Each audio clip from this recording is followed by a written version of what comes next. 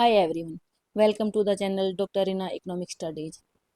कल 4 जुलाई को स्टेट पीजीटी इकोनॉमिक्स का एग्जाम था, जिसमें मैंने अभी पीजीटी इकोनॉमिक्स की 2 क्लासेज ली थी, जिसमें हमने किया था सेंट्रल प्रॉब्लम और पीपीसी। वहाँ से तकरीबन यहाँ इस एग्जाम में 4 से 5 क्वेश्चन आए हैं और सोर्स के द्वारा हम हर रोज एक एक टॉपिक डिस्कस करते हैं, वहाँ से भी क्वेश्चन आए हैं। तो इसीलिए मैं जो भी टॉपिक पर वीडियो बनाती हूँ, शॉर्ट्स हो चाहे लॉन्ग हो, किसी को भी स्किप मत करना।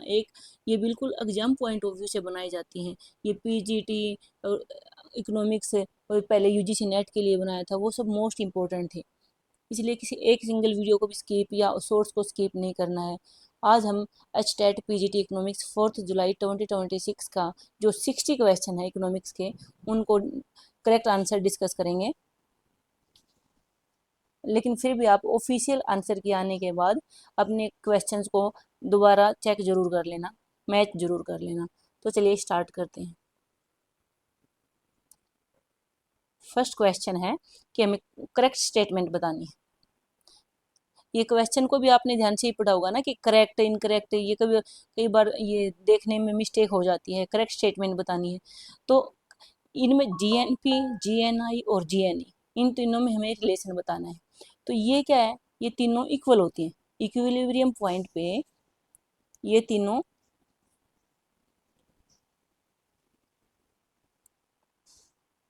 इक्विलिब्रियम पॉइंट पे ये तीनों इक्वल होती हैं। तो इसका GNP gross national product is equal to gross national income is equal to gross national expenditure. तो बी इसका करेक्ट आंसर होगा। तो what is not included in GNP, GNP में क्या इंक्लूड नहीं होता? तो depreciation, final product of current year, ये इंक्लूड होता है। जीएनपी में नहीं इंक्लूड होता ट्रांसफर पेमेंट। तो इसका आंसर होगा सी, इंटरेस्ट ऑन पब्लिक डेट। इसमें बताना है कि इंटरेस्ट ऑन पब्लिक डेट किसका पार्ट है, नेट नेशनल प्रोडक्ट का पार्ट है कि ये है national income, not a part of national income. तो जो इंटरेस्ट ऑन पब्लिक डेट है वो पर्सनल इनकम का पार्ट है, लेकिन नेशनल इनकम का पार्ट नहीं है। तो ये कहाँ पे शो हो रहा है, ये सी, कि not a part of national income but a part of personal income. C इसका करेक्ट आंसर है।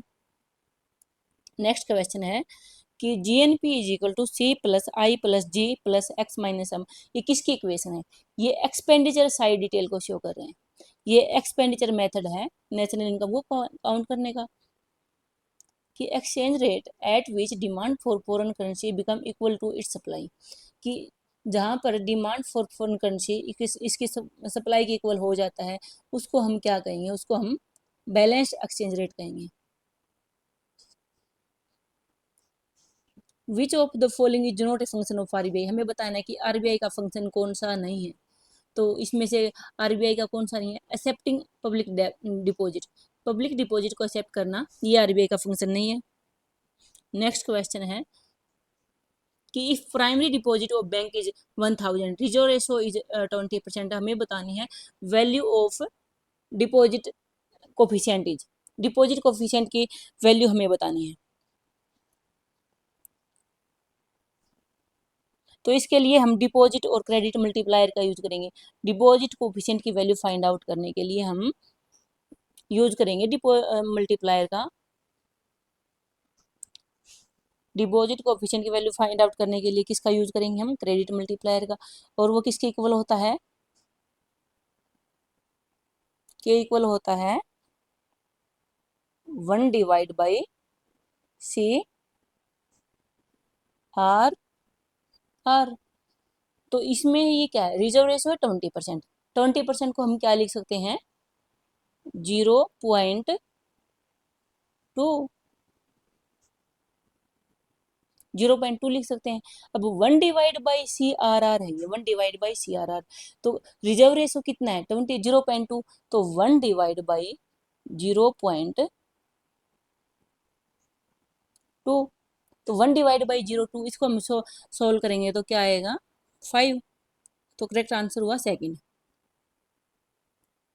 अब है when C R R increase then credit. जब अगर C R R increase, cash reserve ratio अगर इंक्रीज हो जाता है तो क्रेडिट हमारा कॉन्ट्रैक्ट हो जाता है। क्रेडिट तो कॉन्ट्रैक्ट हो, अगर CRR इंक्रीज होएगा तो क्रेडिट तो कॉन्ट्रैक्ट होएगा ही। बी ऑप्शन करेक्ट है। नेक्स्ट क्वेश्चन है कि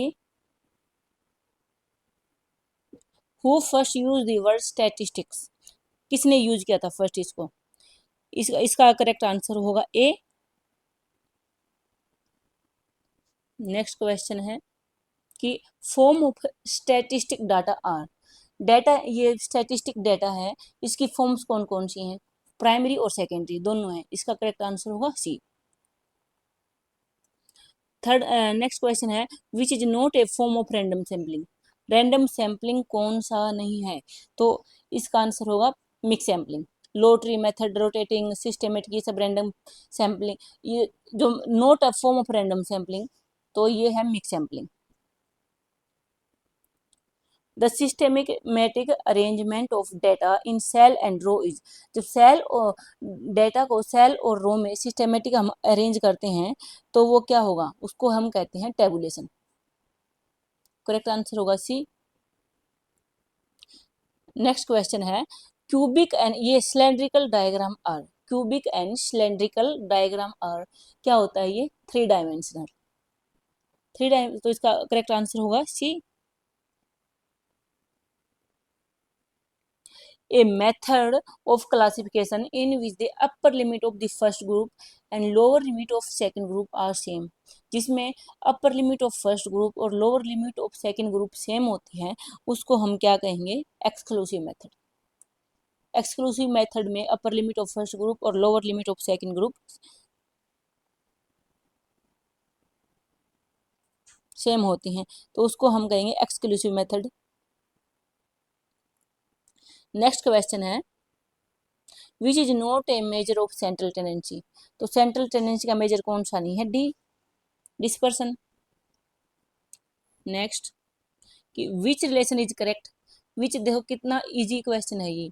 Z is equal to 3m minus 2x, ये कई बार एग्जाम में आता है, तो ये इसका फर्स्ट आंसर है Z is equal to 3m minus 2x। Next question है an alternate formula to find mode is, mode को फाइंड आउट करने का अल्टरनेट फॉर्मूला क्या होगा? इसका करेक्ट आंसर होगा A, Z is equal to F L plus F1 minus F nought, ये ऐसे है L plus F1 F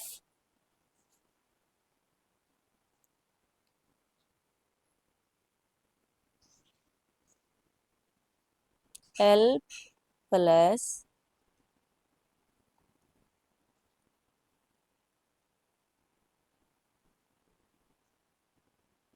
F1 minus F nought, ये है कि Z is equal to L plus F1 minus F nought. जो official paper है उसमें ये ऐसे गिवन है Z is equal to L plus F1 minus F nought divide by 2F1 minus F nought minus F2 multiply I. तो ये अगर आपको यहाँ से समझ नहीं आए तो ऑफिशियल पेपर में ऐसे गिवन है कि Z is equal to L plus, आप ये नोट कर लेना, Z is equal to L plus bracket F1 minus F nought bracket 1 divide by 2F1 minus F nought minus F2 bracket multiply I. तो ए इसमें first इसका correct answer होगा कि grouping method is use, grouping method किस में use किया जाता है? मोड में, तो इसका सी करेक्ट आंसर है। अभी क्वेश्चन है कि इसका हमें बताना है मीन इसका, तो जब हम इन ये पांच है इन सभी को अगर हम ऐड करते हैं तो 135 है, इसमें जो करेक्ट आंसर वो गिवन ही नहीं है, 135 है। अगर इस 135 को हम 5 से डिवाइड करेंगे तो हमारा आंसर होगा 27, लेकिन 27 तो इसमें गिवन ही नहीं है, बस के नियर बाय अगर आप देखोगे तो वो 25 है, तो 27 तो इसमें गिवन ही नहीं है, इस क्वेश्चन में arithmetic mean of frequency is 5। If each frequency is multiply by 5 then arithmetic mean is. अगर हम हर एक फ्रीक्वेंसी को 5 से मल्टीप्लाई करेंगे तब अर्थमेटिक मीन क्या होगा, तो हम 5 मल्टीप्लाई 5 25, बी इसका करेक्ट आंसर है। Formula to find median in a continuous series is. Continuous series में मीडियन को फाइंड आउट करने का फॉर्मूला क्या होगा, size of n divide by 2। जो n डिवाइड बाई 2 है इसको हम ऐसे भी लिख सकते हैं साइज ऑफ, तो जो ऑफिशियल पेपर है उसमें ऐसे ही गिवन है कि size of n divide by 2, size of n divide by 2 item. तो इसका करेक्ट आंसर है बी, n डिवाइड बाई, ये इसमें है n डिवाइड बाई 2, इसमें तो n+1 हो गया, तो बी में है size of n divide by 2। Next question है कि which type relationship between two variable does a downward curve और लाइन शो। तो ये कर्व जो डाउनवर्ड है, ये लाइन है, ये क्या शो करती है, देखिए क्या शो कर रही है, ये नेगेटिव रिलेशन शो कर रही है, इसलिए इसका आंसर होगा बी। जैसे डिमांड कर्व का स्लोप ऐसे ही होता है कि ये प्राइस और क्वांटिटी डिमांड में नेगेटिव रिलेशन को शो कर रही है। नेक्स्ट क्वेश्चन है सप्लाई कर्व का स्लोप शेप क्या होती है, देखो कितना इजी क्वेश्चन। इसका स्लोप होता है पॉजिटिव।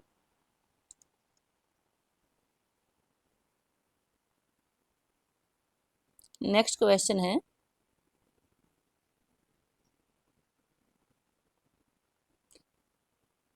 कि when total utility is maximum then marginal utility क्या होगी। जब टोटल यूटिलिटी अगर मैक्सिमम हो जाती है तो मार्जिनल यूटिलिटी क्या, 0। तो फर्स्ट ए इसका करेक्ट आंसर है। Marginal revenue is, marginal revenue किसके इक्वल होता है, change in total revenue divide by change in quantity, या फिर differentiation of T R with respect to Q. तो इसका बी इसका करेक्ट आंसर है। Which of the following is U not a U shape curve, U shape कौन सा नहीं है, तो इसमें जो ए एफ सी है, ए एफ सी करो यू शेप का नहीं होता, बाकी इन सब की शेप यू होती है। Reason for expansion in demand, demand का एक्सपेंशन मीन्स इन डिमांड बढ़ रही है, रीजन फॉर एक्सपेंशन इन, तो increase in demand, expansion in demand, increase in demand, तो ए करेक्ट है। क्योंकि जैसे अगर मूवमेंट होती है along the demand curve due to fall in price, price में फॉल होने की, प्राइस कम होने की वजह से जब मूवमेंट होता है डिमांड करो में, तो वो इंक्रीज इन डिमांड शो करेगा, तो ये है इसका करेक्ट आंसर होगा B.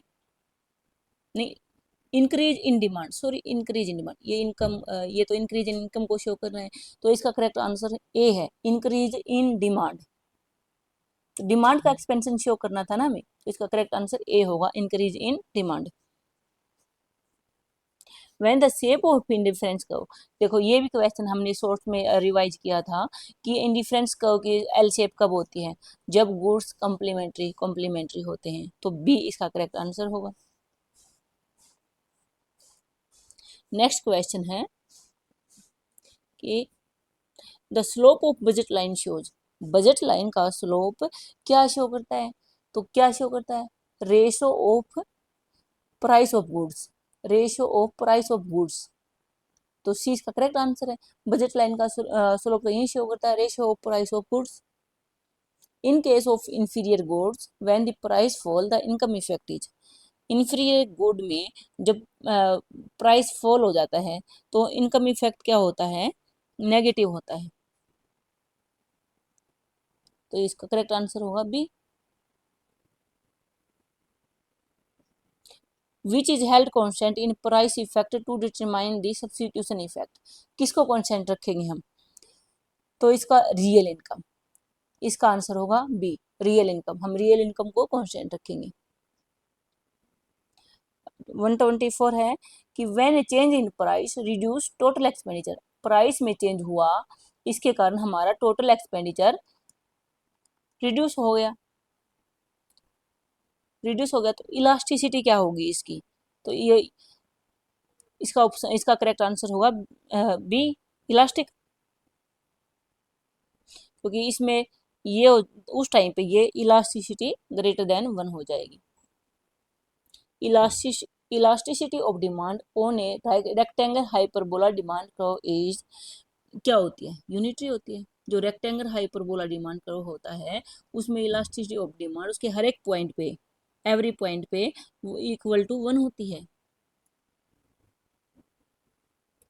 Who divided economics, economics को 2 पार्ट्स में किसने डिवाइड किया था, रैगनिंग फ्रीज ने। नेक्स्ट क्वेश्चन है the currency in which all transaction of the country take place, the currency in which all transaction of country take place, उसको हम क्या कहेंगे, primary currency. The slope of P in demand function, demand function given है, हमें P का slope बताना है, तो क्या होगा, हम करेंगे इसका differentiation with respect to P. अगर इसका हम डिमांड इक्वेशन का डिफरेंशिएशन करेंगे विद रिस्पेक्ट टू पी तो क्या आएगा, -10। पी एक कॉन्स्टेंट टर्म है, इसमें 100 -10 पी है और 100 कॉन्स्टेंट टर्म है, सॉरी मैं पी गलती से बोल गई, इसमें 100 कॉन्स्टेंट टर्म है तो -10 पी का डिफरेंशिएशन होगा -10, तो इसमें स्लोप ऑफ पी क्या होगा, -10, सी 128। Average revenue is, average revenue किसके इक्वल होता है, जब टोटल रिवेन्यू को क्यू से, क्वांटिटी से डिवाइड कर देते हैं तो एवरेज रिवेन्यू, तो करेक्ट आंसर होगा ए। शट डाउन पॉइंट कहाँ पे होता है, शट डाउन पॉइंट जहाँ पे total revenue total variable cost equal होता है उसको हम शट डाउन पॉइंट कहेंगे। इस पॉइंट पे फर्म केवल वेरिएबल कॉस्ट कवर करती है। 131 क्वेश्चन है इफेक्टिव डिमांड कहाँ होती है, जहाँ एग्रीगेट डिमांड और एग्रीगेट सप्लाई इक्वल होते हैं तो वहाँ इफेक्टिव डिमांड होती है। इन्वेस्टमेंट किसका फंक्शन है, इन्वेस्टमेंट किसका फंक्शन है, रेट ऑफ इंटरेस्ट और एक्सपेक्टेड रेट ऑफ प्रॉफिट दोनों का है, तो इसका करेक्ट आंसर होगा डी। ये केंज के द्वारा गिवन है। अगर एमपीसी 0.8 है तो मल्टीप्लायर क्या होगा, मल्टीप्लायर का फॉर्मूला क्या होता है, 1 डिवाइड बाई एमपीएस, ये इसका मल्टीप्लायर का फॉर्मूला है। और ये एमपीसी क्या है, 0.2, 0.8, 0.8 एमपीसी है, तो एमपीएस को हम क्या, एमपीएस को कैसे निकाल सकते हैं, 1 माइनस एमपीसी, और एमपीसी हमारा कितना है 8, तो कितना हुआ, इसमें हम क्या करेंगे 1 डिवाइड बाई 0.2, तो 1 डिवाइड बाई इसको हम सोल्व करेंगे तो क्या आएगा डी, हमारा करेक्ट आंसर होगा D. The recommendation of which committee are use in poverty measurement, किसकी रिकमेंडेशन यूज किया जाता है, रंगाराजन कमेटी, बी, बी इसका करेक्ट आंसर है।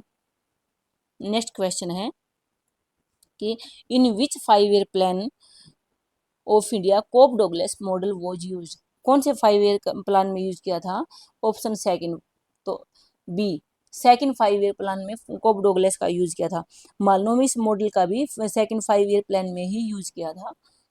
नेक्स्ट क्वेश्चन है who is prime minister at the time of economic reform 1991, तो prime minister कौन थे, बी, नरसिम्हा राव, इसका करेक्ट आंसर है। How is green GDP calculated, green GDP को कैसे कैलकुलेट कर सकते हैं, क्या क्या इंक्लूड होता है इसके अंदर, तो करेक्ट आंसर इसमें होगा जब conventional GDP minus environmental cost, इसको कन्वेंशनल जीडीपी में से इन्वायरमेंटल कॉस्ट हम अगर माइनस कर देते हैं तो हमारा ग्रीन जीडीपी फाइंड आउट होगा। इन्वायरमेंटल कॉस्ट क्या होगा, जब डिप्लेशन ऑफ नेचुरल रिसोर्सेज, तो उसमें से तो ग्रीन जीडीपी रह जाएगा हमारा, तो बी इसका करेक्ट आंसर है। What 3 basic dimension does the HDI measure, तो एचडीआई क्या मेजर करता है, health, education, standard of living, B इसका करेक्ट आंसर है।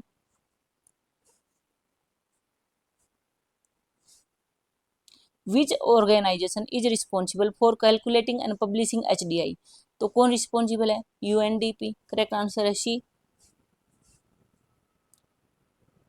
प्रोडक्शन पॉसिबिलिटी कर्व का स्लोप क्या होता है, इसको भी डिटेल में डिस्कस किया था हमने प्रीवियस क्लास में, कनकेव। तो ए इसका फर्स्ट ऑप्शन है, फर्स्ट ऑप्शन करेक्ट है ए। और कनकेव क्यों होता है, इंक्रीजिंग अपॉर्चुनिटी कॉस्ट के कारण।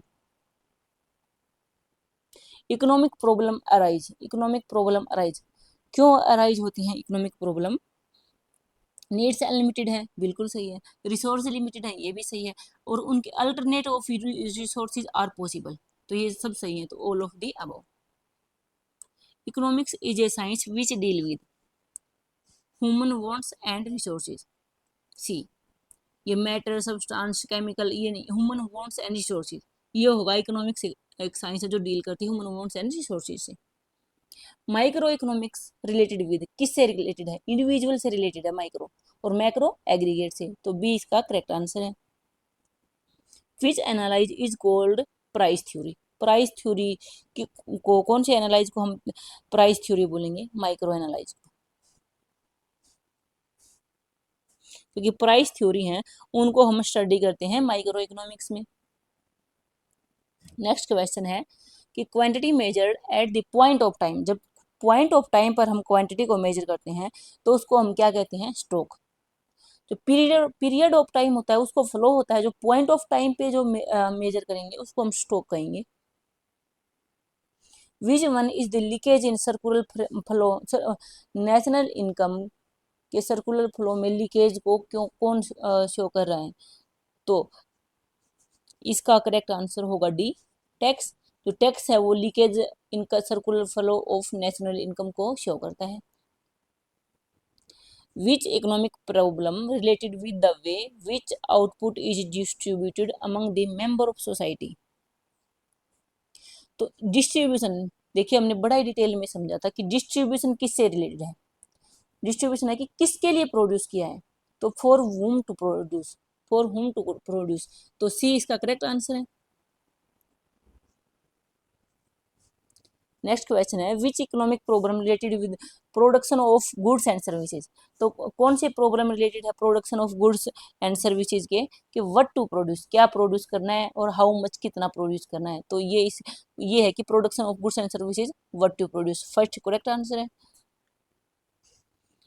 लास्ट क्वेश्चन है कि which economic problem related with question of whether all available resources of a society are fully utilised, कि कौन सी इकोनॉमिक प्रॉब्लम है जो रिलेटेड है कि all available resources in society के वो फुली यूटिलाइज है, तो फुल एम्प्लॉयमेंट लेवल शो करता है कि जितने भी रिसोर्सेज हैं वो फुल यूटिलाइज हो रहे हैं, तो इसका आंसर डी होगा।